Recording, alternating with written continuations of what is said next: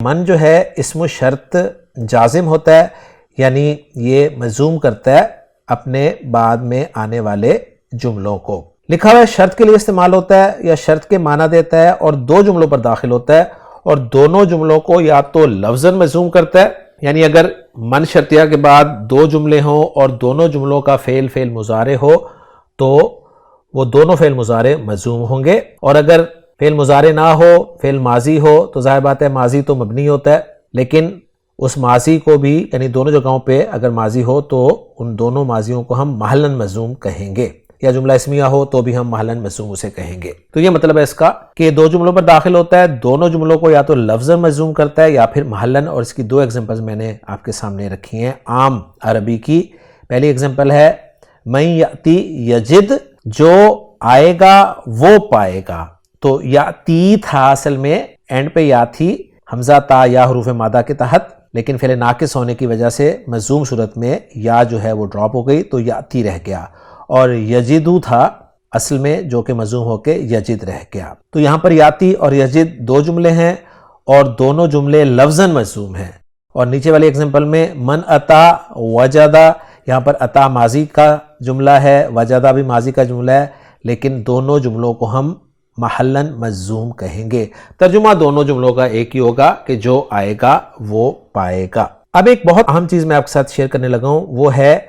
کہ ترکیب کرتے ہوئے من کا ہم اعراب جو ہے وہ کیا بنائیں گے۔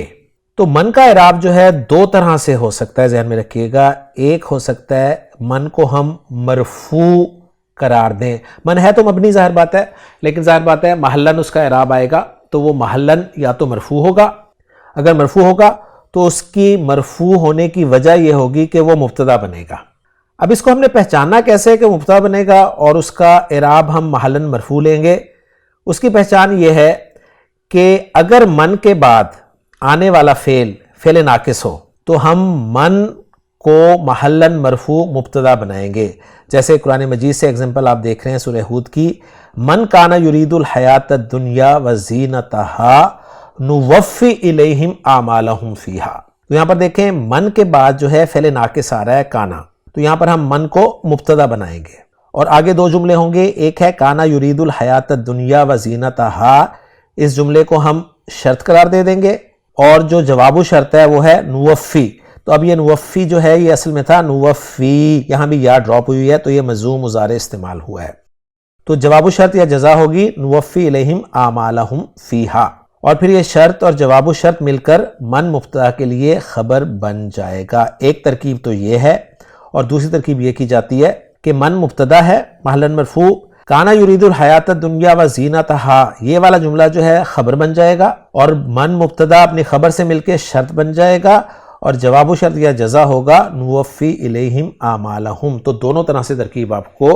ملے گی۔ تو میں بتا رہا تھا کہ من محلاً مرفوع مبتدا ہوگا جب اس کے بعد آنے والا فعل ناقص ہو، اور اس کی ایگزامپل قرآن مجید سے میں نے آپ کے سامنے رکھ دی۔ دوسری صورت یہ ہے کہ جب اس کے بعد آنے والا فعل لازم ہو تو بھی من کو آپ نے محلاً مرفوع مبتدا بنانا ہے۔ جیسے قرآن مجید سے سورۃ المائدہ کی ایک آیت میں نے کوٹ کی آپ کے لیے کہ یا ایھا الذین آمنوا من یرتد منکم عن دینہ فسوف یأتی اللہ بقوم یحبہم ویحبونہ اذلۃ علی المؤمنین اعزۃ علی الکافرین۔ اب یہاں پر من کے بعد دو جملے ہیں، ایک جملہ ہے یرتد منکم عن دینہ، اور دوسرا ہے فسوف یأتی اللہ بقوم، یہاں تک ہی ہم رکھتے ہیں، آگے یحبہم سے ایک الگ جملہ شروع ہو رہا ہے جو کہ قوم کی صفت بن رہا ہے۔ تو اب جو دوسرا جملہ ہے فسوفا والا، یہ ہم محلاً مجزوم قرار دے دیں گے، اور من کے بعد جو یرتدہ فعل ہے نا، یہ یرتدہ جو ہے یہ ہمارا مجزوم ہے، ذہن میں رکھیے گا۔ آپ کہیں گے یہ مجزوم تو نہیں، یہ تو ہمیں منصوب نظر آ رہا ہے، تو ذرا اس فعل کے حروف مادہ باب اور مرفوع منصوب اور مجزوم صورتوں پر تھوڑی سی بات کر لیتے ہیں۔ را دال دال حروف مادہ ہیں، باب افتعال میں جائیں گے تو بن جائے گا جی ارتددا یرتددو،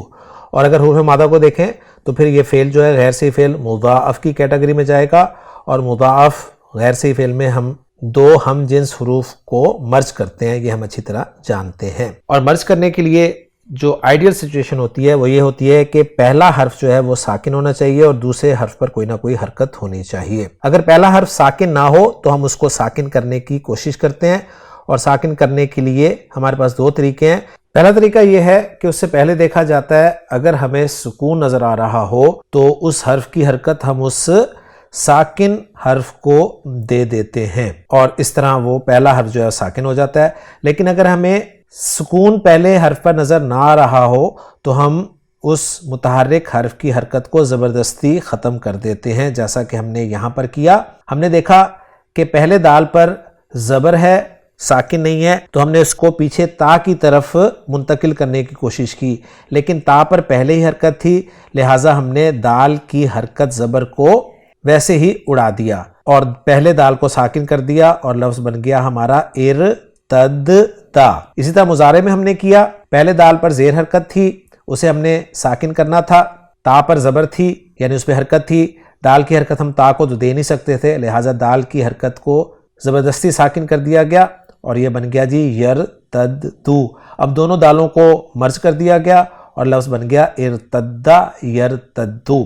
اب جو یہ یرتدو ہے یہ اصل میں تھا یرتدیدو. یرتدیدو کو جب ہم نے مضموم کیا تو یہ بن گیا یرتدد. اب یہ یرتدد بھی استعمال ہوتا ہے, لیکن اب دوسرے دال کی جزم جو ہے یہ اوریجنل نہیں ہے. اگر اوریجنل ہوتی تو پھر ہمیں ایسے ہی استعمال کرنا پڑتا, لیکن چونکہ یہ اوریجنل نہیں ہے, عارضی ہے, لہٰذا اس صورت میں ہم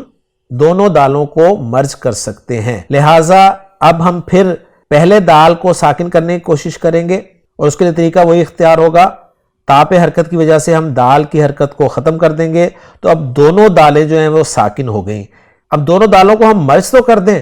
لیکن پڑھنے کے لیے دوسری دال پر کوئی نہ کوئی حرکت ہمیں چاہیے, تو دو حرکتیں ہم لگا سکتے ہیں دوسری دال پر, ایک ہم زبر لگا سکتے ہیں, ایک ہم زیر لگا سکتے ہیں, لیکن فصیح حرکت جو ہے وہ زبر لگانا ہے, لہٰذا زبر اویل کی جائے گی اور بن جائے گا یرتدا. ویسے یہ یرتدی بھی استعمال ہو سکتا تھا. تو یوں الحمدللہ میں نے آپ کے سامنے اس کو تفصیل سے بیان کر دیا اور کنفرم ہو گیا کہ یہ جو یرتدا ہے یہ مجزوم ہے, اور یہ فعل جو ہے فعل لازم ہے, اور آپ جانتے ہیں کہ فعل لازم وہ فعل ہوتا ہے جس کا مفعول نہیں آتا. تو یہ مبتدا کب کب بنتا ہے؟ جب من کے بعد ایک تو فعل ناقص ہو, دوسری صورت جب اس کے بعد آنے والا فعل فعل لازم ہو. تیسری صورت جو ہے وہ یہ ہے کہ جب من کے بعد آنے والا فعل متعدی ہو, لیکن اس فعل متعدی کا مفعول بھی جو ہے وہ مذکور ہو. جیسے قرآن مجید میں سورۃ النساء میں اللہ تعالیٰ نے ارشاد فرمایا کہ من یعمل سوءا یجزا بہ. تو یہاں پر من کے بعد آپ دیکھیں دو جملے ہیں, ایک ہے یعمل سوءا اور دوسرا ہے یجزا بہ. دونوں فعل مضارع مجزوم ہیں, اور یعمل جو ہے یہ فعل متعدی ہے اور اس کا مفعول جو ہے مفعول بھی وہ سوءا مذکور ہے, لہذا یہاں بھی من جو ہے وہ مبتدا ہی بنے گا. تو یہ تین صورتیں ہیں جن صورتوں میں من شرطیہ جو ہے وہ محلاً مرفوع مبتدا بنتا ہے, اور ایک صورت جس میں من کا اعراب جو ہے وہ محلاً منصوب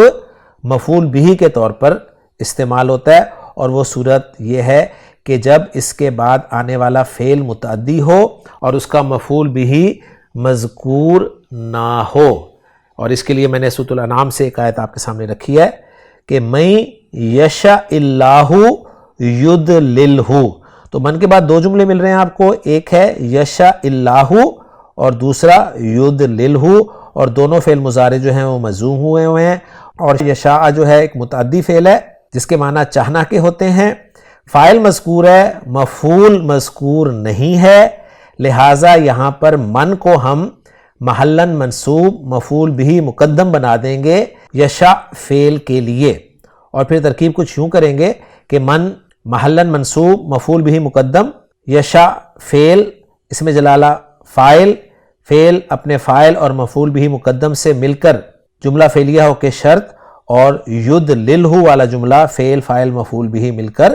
جواب و شرط یا جزا. تو میں نے بہت تفصیل کے ساتھ آپ کو من کے بارے میں بتا دیا.